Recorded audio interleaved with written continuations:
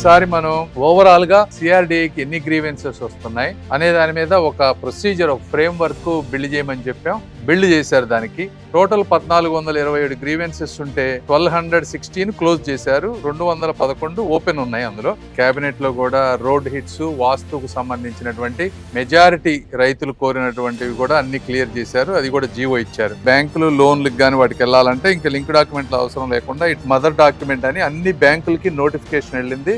ఈ చుట్టుపక్కల ఉన్న బ్యాంకుల వాళ్ళు ఎవరు వేరే పాత డాక్యుమెంట్లు అడగడానికి వీల్లేదు. కాబట్టి అదందరూ రైతులు తెలుసుకోవాలి.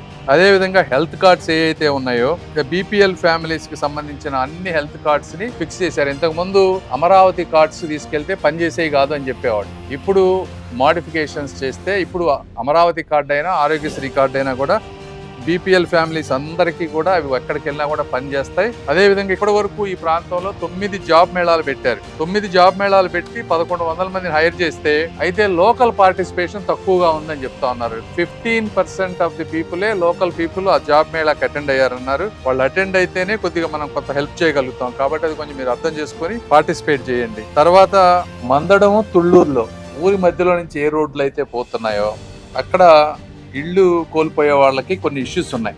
అంటే ఇప్పుడున్న ప్లేస్ చూసుకొని అక్కడ లో ఉందని అనుకుంటున్నారు. దాన్ని ప్రాపర్గా ఫిల్ చేసి లేఅవుట్ చేసి వాళ్ళకి నచ్చిన తర్వాత బాగుంటే అక్కడికి వాళ్ళు వెళ్ళిన తర్వాతే వాళ్ళ ఇళ్ళని ఖాళీ చేయించే విధంగా, వాళ్ళని ఆమోదయోగ్యంగా వాళ్ళందరినీ రీహాబిలిటేట్ చేసే విధంగా తుళ్ళూరు, మందడం ఈ 2 గ్రామాల్లో చేస్తాం.